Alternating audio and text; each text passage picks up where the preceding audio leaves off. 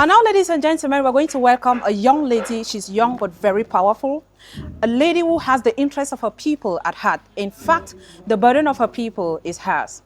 In the heart of the crisis over the past decades that has claimed lives of thousands in the northwest and southwest regions of Cameroon, while others ran off to other cities, villages, and even other countries for safety and better opportunities, she stayed. She stayed because she had one dream: make her people dream again. And that has become her life's dream. That has led to the creation of Youth in the Future, which has as goal to revive communities through youth, through women, through children, jobs, and advocacy. And she intends to use this organization to reach out to internally displaced persons affected by war and also to advocate for people without a voice and fight injustice. She is one of the reasons why Joshua is here in Cameroon. She is a princess of the Bafut Founder. Matter of fact, she is daughter to His Royal Highness Abu Umbi II, and she is founder and CEO of Youth and the Future. Ladies and gentlemen, it is my honor to present to you Princess Abu Umbi Prudence.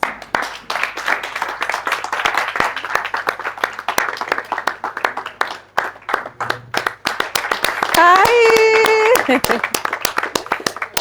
Hi, Princess. Hi. You're welcome to Time with Melvin Star. Thank you. Sit down. Thank you. Okay. So how are you? I'm doing great. Thank you. Welcome to Yaoundé. Thank you so much. You came in today? Yeah, we came in last night at about 2 a.m. By the way, guys, they came all the way from Bamenda just for this show.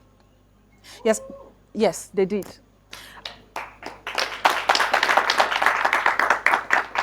Yeah, we're going to talk about a whole lot of things. And we know you're a princess, we know you're a founder and CEO of Youth and the Future. But besides that, what else do you think you want people to know about Princess Abu Umbi Prudence? The first aspect that I would like people to know about Princess Abu Umbi is that Princess Abu Umbi is because of her people. The absence of her people, there is no princess. So I practice Obutu. I am because you are because I am. That's the first aspect. Now let's talk about the youth and the future. Okay. The crisis started. You were the heart of it. You are a princess of the phone. So you are the heart of the crisis. You are in the part of the Bafut Fondom where the crisis was dense.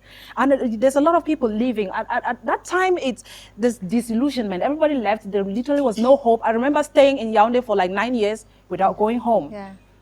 What inspired you to be the one to stay? That's the first thing. My second thing is, of all the things that you could have picked, why was it Youth and the Future? Why was it the people? Thank you so much for that pertinent question. The first thing that inspired me to stay while others migrated as a result of the crisis was because of my people. Growing up as a royal princess from the kingdom of Bafut, I often learned a lot from my father, King Abu Umbi II, who made me understand I am the king because of my people, and true leadership is a person who stands by the people when there are crises, when there are challenges, not abandonment. So through that, when the crisis arise, I saw that that was the most important moment where the people needed me, not abandonment, not me turning off my back.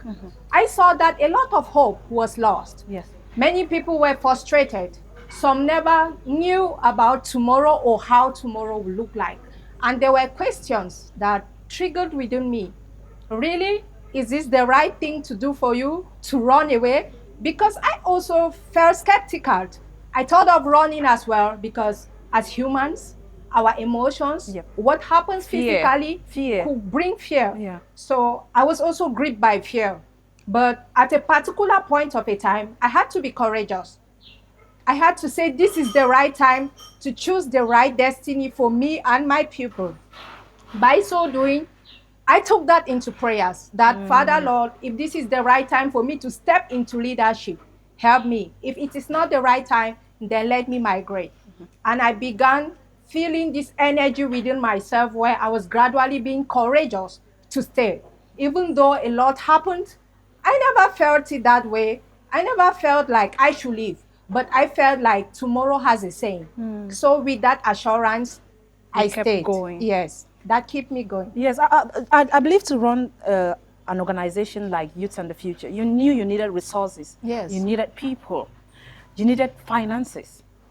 And you knew that nobody was there at that point. Yes. So what was the plan? What were you hoping for? My first plan, I often say, material resources is not the first resources that we need. The people. And thank you for that clap. I believe in this aspect of a nation began from one person. Yeah.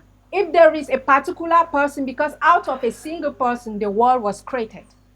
Many persons comes out of one person. So I saw that even if there was one person in the barefoot community, that person will be my resources where I start this journey.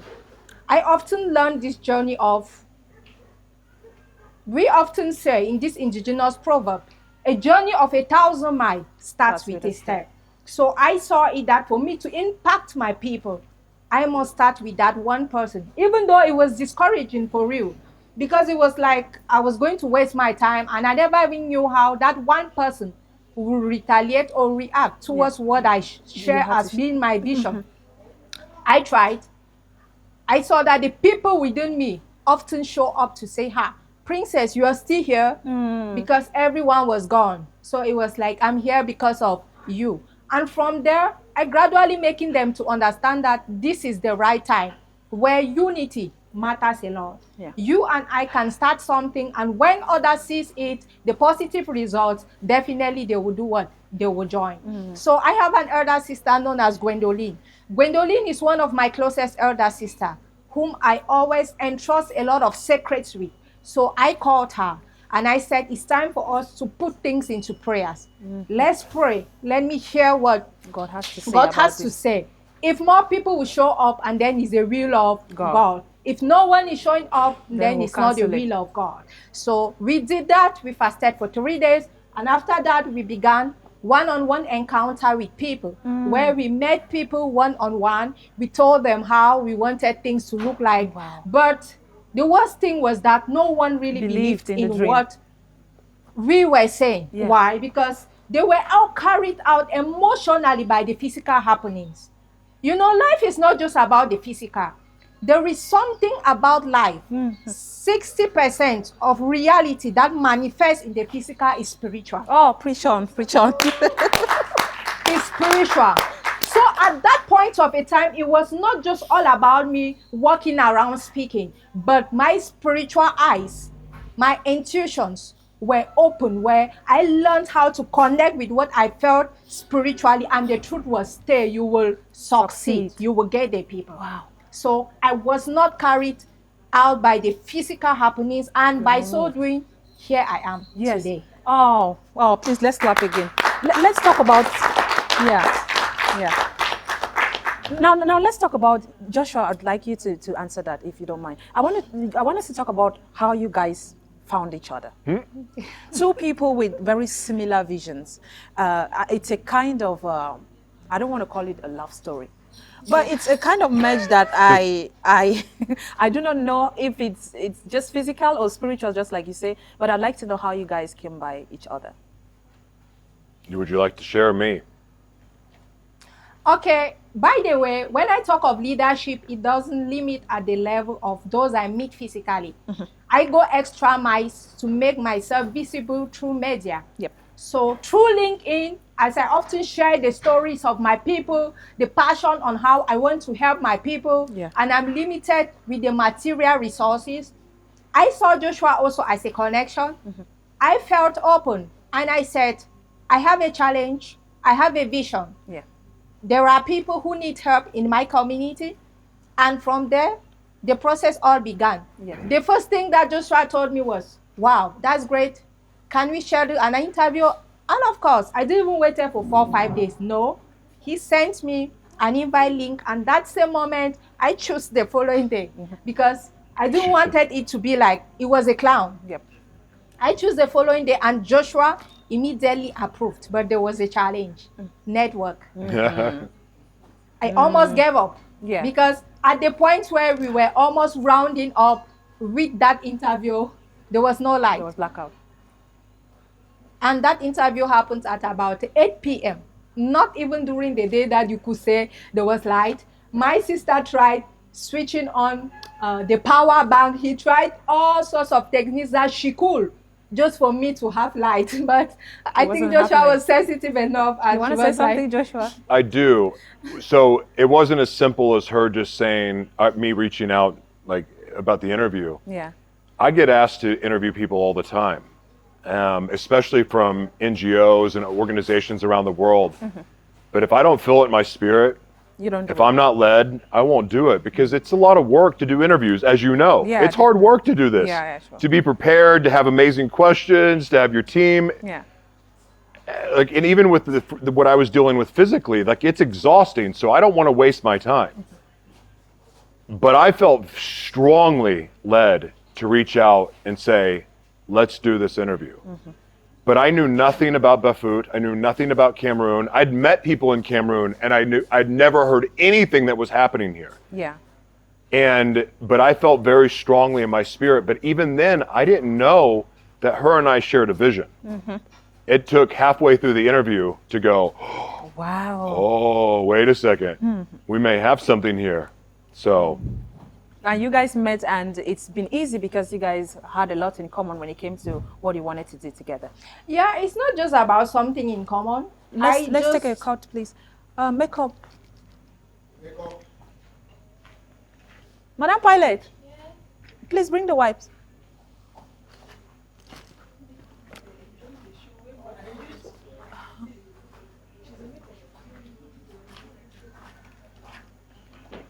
I'm offended she wouldn't do my makeup and hair. Just give her one.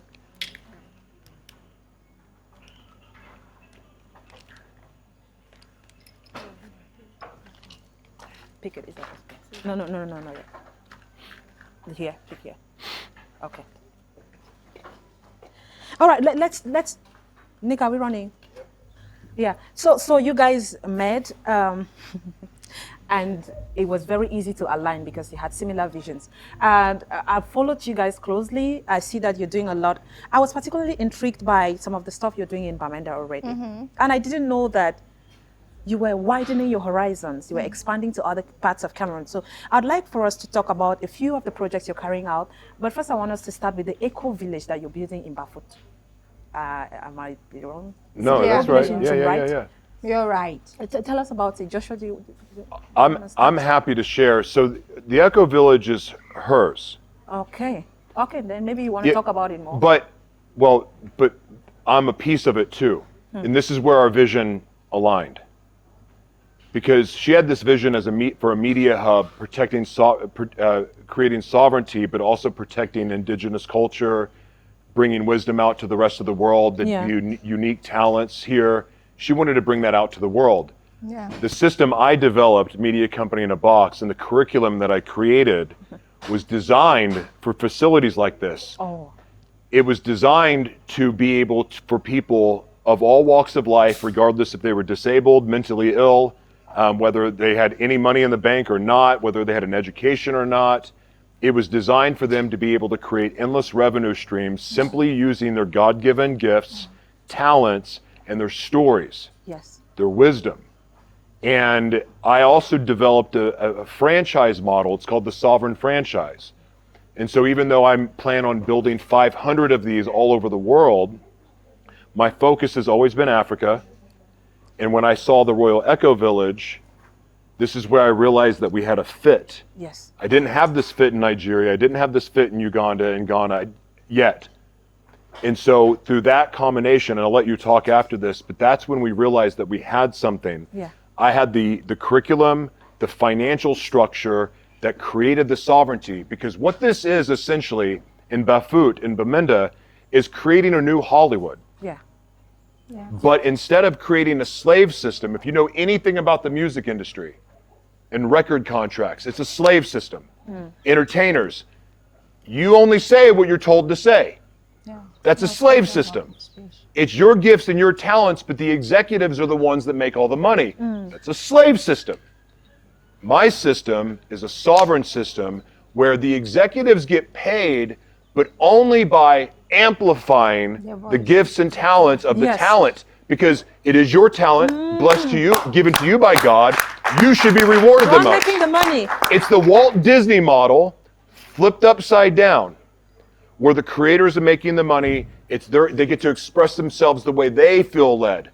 It's their music, and they play the music the way they want to play it. They dress how they want to dress. If a man doesn't want to wear a dress to be famous, he doesn't have to wear a dress to be famous. But if a man wants to wear a dress and that's what he really feels like doing, then God bless him. Who cares? But no one's telling him what to do. Yes. Yeah. Wow. And I've been in that system, and I know what it's like to be told that if you don't do these things, you are not going to get this part, and some other things that I won't go into because there's young people here. Yeah. I've told myself that if I ever had the opportunity to destroy that system, I would. Yeah. So what we're building here in Bafut, Bamenda, and all over Cameroon, all over Africa, and all over the global south and the rest of the world is a sovereign system that empowers people to live in the purpose God created them for. But hear me out. Bafut, the Royal Eco Village, Yes. will be the epicenter of all of it. It will be the new Hollywood, where people come from all over the world to be here. They'll come here to have their dreams come true, Yeah. not going to LA. That will be the difference. And it's absolutely going to happen. Yes. The energy is there. It's undeniable. Bafut and Bamenda are just like LA and Hollywood. The energy is there. Creative talent is there. But Cameroon, the agriculture, Cameroon is like California. Yes. It's so similar. It's wild. So there's no accident that I came here for this. I'll let her share the rest, but that's what we're doing. Yes. Let's talk about your activities in Limbe. I saw you. Sorry, I would like to add something into what Joshua said. Actually, in Youth and the Future, we envision a world where Africa has a voice. Yes. The youths have the way to share their ideas and a market to sell their talents. Yes. So if you look at the reality about most African countries, it's like their voices have been silenced. They don't have a voice. It's not that this is all about the physical voice that we are talking about, but the absence of spaces where what we do can be visible. There was this show that I watched in the Western world. I think it should be a talent show where more than 100 of persons contested, and I was not able to see an African. But one thing that I noticed was that within our communities, we have talents, Yes. we have gifts, we have people and potentials that are more than what I saw. And these questions came on my mind. Yes. Does it mean Africa lacks these talents? Even if there was a process on how to qualify before becoming where they are today, does it mean there was no African person that was able to qualify for this? And the answers I got within me were the absence of spaces. You can bear this witness with me. Around your community, there are great talents. Yes. There are gifts. There are people with potentials that are hidden. And there is one thing about talents. Your talent dies down if you do not put them into practice. True. When not practiced, they gradually die down. And as Africans, these talents are what we can activate, nurture to help us as a reality, because it is a free gift from God. Can we clap for this all are amazing born woman, talented. Abeg?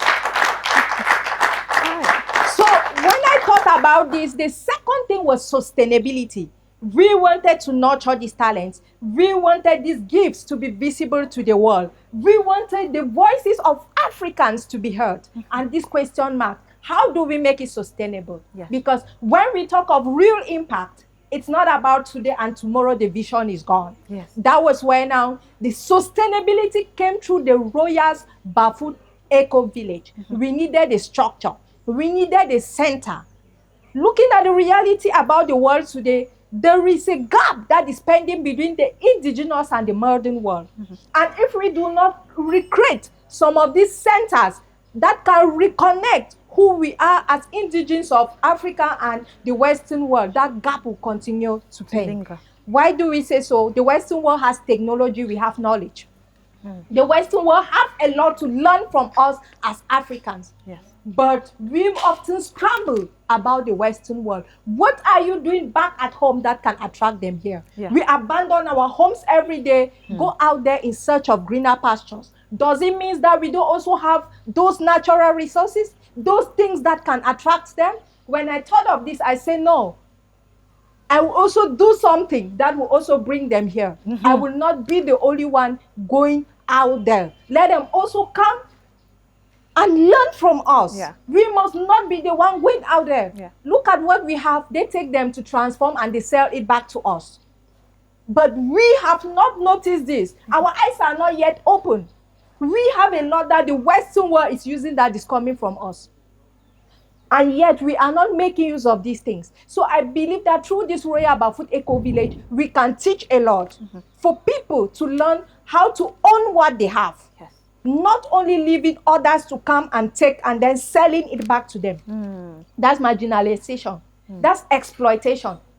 So through this Royals Eco Village, those were some of the things that prompted me when I met Joshua. Yeah. I began I told Joshua a lot, and I saw that Eco Village really was going to impact not just Barefoot, but the world and the Yes. youth Oh, as thank large. you. Thank you. Absolutely. Yes, I was talking about your stay in Limbe Okay. the past few days. I saw some really interesting stuff. I saw Joshua campaigning for people to come join him to clean the beach. Is that also a part of some of your projects? Knowing Joshua, I know Joshua came here to serve. Yeah. So when it comes to community services, you don't even need to tell Joshua. He sits and bring out his initiative. Joshua, when is things that what goes wrong. is that what took you to Limbe, or you just got there, saw that void, and then you just embarked on it? When I first saw the beach, Yes. I go, wow, this is beautiful. I want to clean it up. I was bothered by it. I told her, I go, I want to clean this up. And she goes, okay. And so anyone that would listen to me in town, I would tell them. And someone goes, well, they're doing a beach cleanup Saturday. I'm like, okay, I want to go. How was it? Was it success? The turnout, was it a success? Oh, there was 200 people there at least. Oh, wow. Yeah. I mean, the truth is, I had an opportunity to go to the film festival in Yes. Camif. Yeah. Mountain Hotel. I was supposed to go, and I'm like, but I'm going to miss the beach cleanup. And I'm like, I don't care about Hollywood. I'm here to destroy it. So I mean, destroy it for a good reason, not a bad reason. I have a good heart behind why I want to do what I want to do. I'm like, I came here to serve. I don't need to be seen on a red carpet. I want to be there. Where? So I didn't go. I went and served. It poured down rain, and it was like the most epic time ever. So I loved it. If we keep talking, we are going to talk all evening. So I'll just let anybody that has a question for either Joshua or the princess. Hey Joshua, sorry, you spoke about you surrendering yourself to God for Him to take everything, and we know that just saying you surrender yourself to God is not just enough. There are steps that you take. There are various things that you do to connect better with God. I think maybe if you could share with us the various steps that you took, it can help someone. What do you mean? I mean, are you asking how my life changed, or what are you asking about the daily work that I do? What are you asking? I'm asking the various things that you do or you did from the time that you said, okay, God, I have given my life to you. The steps that you take towards cutting yourself from the various things that you were doing. I think Okay. she's talking about how you healed from. Oh, Some well, of the you things. said something earlier about me being healed. I'm not healed. Healing's a daily journey because I can make one decision that makes me take 10 steps back. I said this the other day and it makes people uncomfortable. I never stopped loving drugs, ever. Anyone who's ever been a drug addict, they're lying to you if they said they quit liking drugs. I had to find something I loved more than drugs. That was the only way I was going to stay sober. AA made me want to do drugs more. Going to all those meetings, it just made me want to party more. I had to choose what I love more, and it just so happened to be the purpose God created me for. If I ever walk outside of my purpose, I'm dead. I'm dead. I'm fully surrendered to my purpose. And so what I do every single morning, and even throughout the day, I have a quiet time. I get still and wait on God. I speak to God. I talk to God all day long. Because I'm going to tell you something right now. My life as a chemsex addict and all the bad things I was doing, in and out of jail, all that stuff, that was way easier than serving God. But the only time in my life that I've ever felt joy is in serving God. I've learned the joy in suffering through serving God. Yeah. And that becomes a daily devotion, my daily practice. When I first wake up in the morning, I don't pick up my phone. Unless if it's to turn on like Dr. Miles Monroe or listen to the Bible or listen to something else that feeds my mind. I pray, I write, I constantly write. I'm always writing, but I'm always talking to God throughout the day. But again, it's surrender to the purpose I'm created for, because that was the only thing that was going to be enough to make me not go back to my wild ways. Because trust me, Yeah. I didn't like the damage I did in my wild days, but I sure had fun doing it. The three sense of purpose, I agree with you. And talking about your vision, where it's just a very simple question. Did you actually envision purpose from the start, or you envisioned Cameroon before the world? I just want to get that straight. I envisioned the youths first while prioritizing my environment because charity begins at home. Straight to the point. Next question. My first question was I wish to find out how the advocacy focus of the youth and the future world. Do you people accept other NGOs that are into advocacy, or do they have a different? How do you feel about it? We are an NGO that is open not only to NGOs, youths, as far as you have a say, you have a voice to give, you have the potentials or not. Because we empower. We cannot empower those who are already empowered. And we need those that are already empowered to also contribute in the empowerment of those who are not yet empowered. So making us to understand that we need all calibers of person as far as it is legal and based towards positivity, because in our NGO, we nurture positive energy and not negative energies. Thank you. Thank you for the response. My second question goes to Mr. Joshua. I am an advocate for persons with disability. So I am interested, you talk of autism. So I just wish to find out, or if you can throw a bit of light on the concept of autism in Cameroon. Autism is a disease that is not really common in Cameroon. And people are not aware of how persons with autism behave, and they look at them as those we are not supposed to interact with them, because autism is more of an adaptive behavior. It affects a person's behavior in society. So I wish you throw a bit of light to enlighten Cameroonians on autism, the concept of autism. Thank you. All right, so here's the thing. It's called autism spectrum disorder because it's on a spectrum. You can't just say it's A, B, and C, and that's what it is. It's a different way of thinking. Start setting. For me, I'm hypersensitive to not only frequencies, but all sensory things around me. Smells, noise, touch. There's all kinds of things that are built into it. And then if you add trauma mixed in with it, it adds another flavor to it. So it's not something that you can just put in a neat little box. You don't want to. But what it is, to me, I look at it as a gift. It's not a disease, it's a gift. To me, it's a new breed of human. They're the artists of the world that are going to reshape the world. They're the people that are not subject to indoctrination. The people that don't buy into propaganda, the people that think for themselves. Do they need to be alone more? Are they isolated more? Do they like to be to themselves more? Absolutely. I love being by myself. But I was very fortunate that my parents integrated. They didn't know I was autistic, but I was integrated socially. So like I'm a weirdo that loves like people. Most autistic people really struggle with relationships. Here's the thing. I still struggle with relationships. I love people, but people think I'm weird. The reason why I like Cameroon so much is because for whatever reason I'm accepted here. I don't know why, but in America I'm not as accepted because they don't celebrate differences and uniqueness there. The reason I love creatives and artists is because, you don't care if an artist is different and weird. You're like, wow, make more of that music, paint me that art.